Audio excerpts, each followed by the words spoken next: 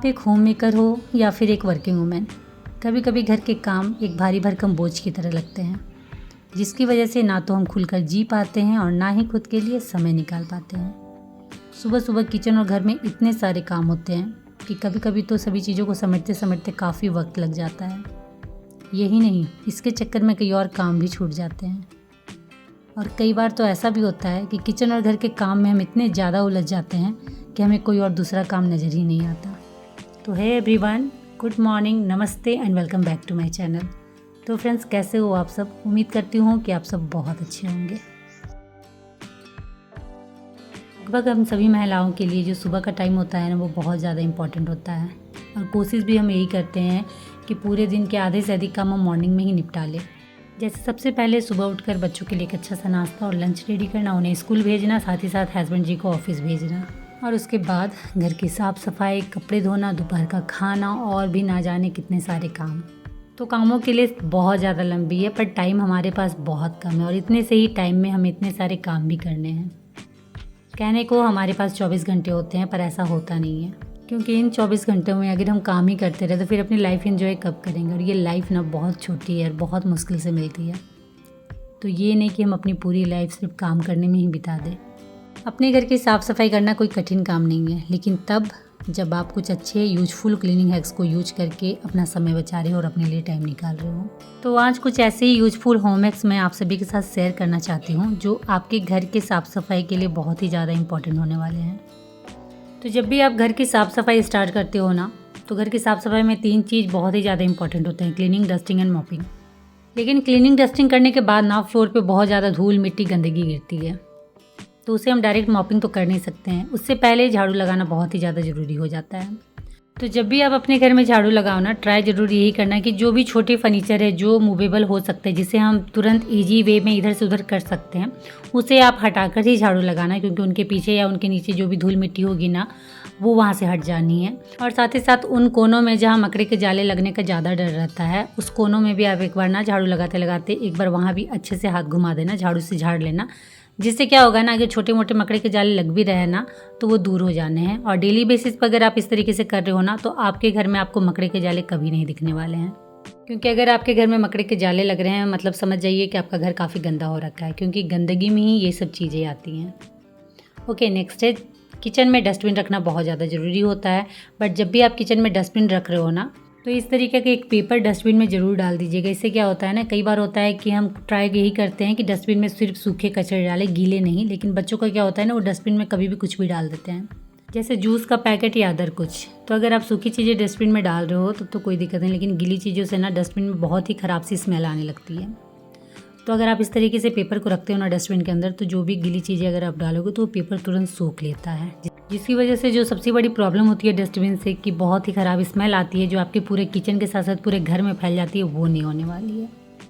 Okay, next है wash basin, जो हमारे घर के लिए बहुत ही ज़्यादा इंपॉर्टेंट होती है। इसलिए वॉश बेसिन की साफ़ सफाई और हाइजीनिक दोनों ही बहुत ज़्यादा ज़रूरी है, क्योंकि इससे ना केवल हमारी हेल्थ पर असर पड़ता है, बल्कि ये देखने में भी अच्छा नहीं लगता। वॉश बेसिन का यूज हम डेली करते हैं, इस कारण ये गंदा भी बहुत जल्दी होता है, जैसे पानी के दाग या फिर और कुछ। तो इसे हम कैसे साफ़ करें? क्योंकि कोई भी केमिकल वॉश बेसिन में डालने से पहले हमें 10 बार सोचना पड़ेगा कि कहीं ये हमारी वॉश बेसिन को ख़राब तो नहीं कर रहा। इसलिए सबसे अच्छा उपाय है ना, अगर आपको अपनी वॉश बेसिन को चमकाना है, साफ़ करना है, पानी के दाग धब्बे हटाने हैं, तो जो बेकिंग सोडा आता है ना, वो आप डाल देना। और उसके बाद कोलगेट लेना थोड़ा सा स्क्रब में, और उसकी हेल्प से इसे आप अच्छे से स्क्रब करना, पूरी वॉश बेसिन और साथ ही साथ नल। बहुत अच्छे से हम इसे स्क्रब करेंगे और उसके बाद इसे 10 मिनट के लिए छोड़ देंगे। ये जो 10 मिनट है ना, इसमें ये अपना कमाल दिखाएगा। और वापस 10 मिनट होने के बाद जब हम इसे क्लीन करेंगे ना, उसके बाद आप इसकी चमक देखना। तो 10 मिनट के बाद जब हम इसे अच्छे से क्लीन करेंगे ना, तो ये एकदम बिल्कुल नई सी हो जानी है। और सबसे बड़ी बात ना कि इसमें हमने कोई भी केमिकल नहीं डाला है, तो ख़राब होने का डर भी नहीं है। और हर छोटे छोटे मील के बाद जब भी हम हाथ धोते हैं ना, तो कई बार एक अजब सी स्मेल भी वॉश बेसिन से आने लगती है, तो वो भी नहीं होने वाली है। ये जो कोलगेट हमने इसमें ऐड किया है ना बेकिंग सोडा के साथ, वो जो ख़राब स्मेल है ना, वो दूर कर देती है। तो ये रहा मेरा वॉश बेसिन, जो धोने के बाद बिल्कुल चमक सा रहा है। जितने भी दाग धब्बे थे, जो भी पानी के दाग थे, या खाने के बाद जब भी बच्चे हाथ धोते हैं ना, तो थोड़े बहुत खाना गिर ही जाते हैं, तो उसके भी जो दाग धब्बे थे वो भी क्लीन हो गए हैं। नेक्स्ट है हैंड वॉश डिस्पेंसर, जिसका यूज बच्चे ना बहुत ज़्यादा करते हैं। उनके लिए एक तरीके से ये खेलने का सामान होता है। तो बच्चे क्या करते हैं ना, जितनी बार हाथ धोएंगे उतनी बार हैंड वॉश हाथ में लेते हैं और बहुत ज़्यादा मात्रा में। उससे क्या होता है ना, आपका जो हैंड वॉश है ना वो 1 महीना भी नहीं चलने वाला है। तो इसमें क्या करेंगे ना, इस तरीके का रबर बैंड इसकी गर्दन में चारों तरफ से अच्छे से बांध देंगे, जिससे क्या होगा ना, जब भी आप हैंड वॉश निकालोगे ना एकदम लिमिटेड मात्रा में निकलने वाला है, जिससे आपका हैंड वॉश काफ़ी लंबे टाइम तक चलने वाला है। ओके, तो जब हमारे सारे काम हो जाते हैं उसके बाद फिर हम फटाफट जाते हैं शावर लेने। तो ठीक वैसे ही मेरे घर के सारे काम हो गए हैं और अब मैं जा रही हूँ शावर लेने। तो जब भी आप शावर लेने जाते हो तो ट्राई तो यही करते होंगे कि निकलने से पहले एक बार अच्छे से बाथरूम को क्लीन कर दें, क्योंकि फिर अगेन जाके बाथरूम क्लीन करना ये नहीं हो पाता है।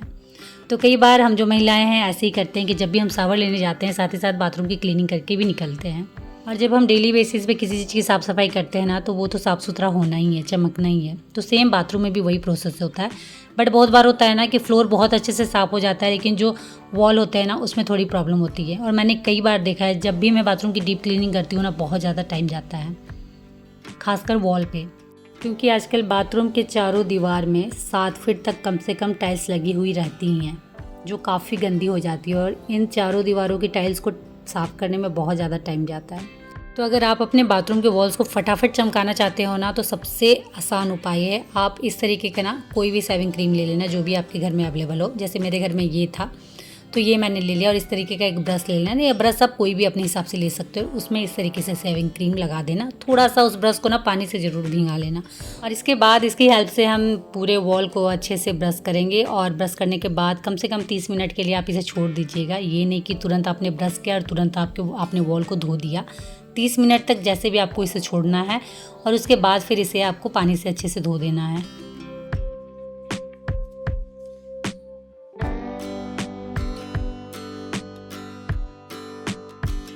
और उसके बाद आपको बिल्कुल डिफरेंट देखने मिलेगा। आपके जो बाथरूम के वॉल्स है ना, वो एकदम शाइन करने वाले हैं। और जो भी दाग धब्बे या जो भी गंदगी लगी हुई है तो एकदम तुरंत दूर हो जानी है। तो इस तरीके की अगर आप सफाई करते हो ना, तो आपके बाथरूम एकदम चमक उठने हैं। ओके, तो शावर मैंने ले लिया था, घर के काम भी ख़त्म हो गए थे। बट अब क्या है ना, फेस्टिवल आ रहे हैं तो उसकी तैयारी भी साथ ही साथ हमें करनी है।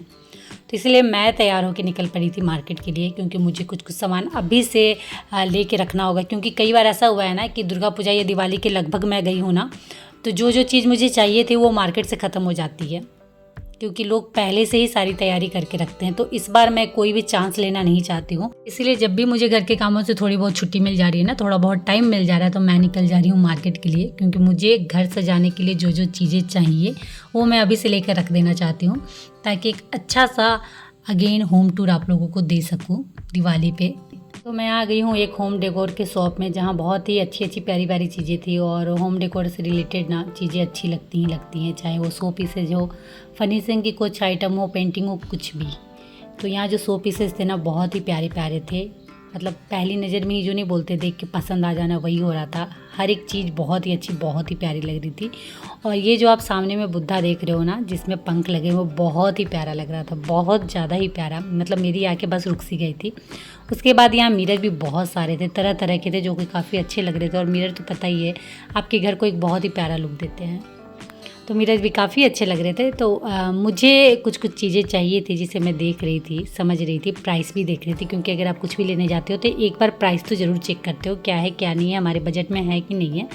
तो सबसे पहले मैं एक बार अच्छे से घूम लेती हूँ, देख लेती हूँ, समझ लेती हूँ। उसके बाद जो चीज़ें लेना है वो सिलेक्ट करूँगी। और इधर कुछ ना वॉल क्लॉक थे, जो छोटे बड़े सभी साइज में अवेलेबल थे, काफ़ी अच्छे लग रहे थे। और उसके बाद इधर मैंने थोड़ा बहुत देखा, टेबल लैम्प थे, जिनकी क्वांटिटी थोड़ी सी कम थी, लिमिटेड स्टॉक में थे, बट अच्छे थे, जो भी थे अच्छे थे। तो ये शॉप ना छोटी सी ही थी, बट यहाँ घर सजाने से रिलेटेड बहुत सारी सामानें थी। चाहे आप फ्लावर ले लो, पेंटिंग ले लो, वॉलपेपर भी है, अच्छी अच्छी बेडशीट भी थी, कर्टन थे, कुशन कवर थे, रग थे, कारपेट थे, बहुत कुछ। तो चलिए फ्रेंड, मुझे थोड़ी बहुत जो शॉपिंग करनी है वो मैं कर लेती हूँ, और इस ब्लॉग को मैं करती हूँ यहीं एंड। उम्मीद करती हूँ कि आज का ब्लॉग आप लोगों को अच्छा लगा हो। तो अच्छा लगा हो तो फटाफट लाइक करिए, शेयर करिए, और अगर चैनल में नए हो तो प्लीज़ चैनल को सब्सक्राइब जरूर कर लीजिएगा। तो चलिए आज के लिए इतना ही, मिलते हैं नेक्स्ट ब्लॉग में। तब तक के लिए बाय, और आप सब अपना ख्याल रखिएगा।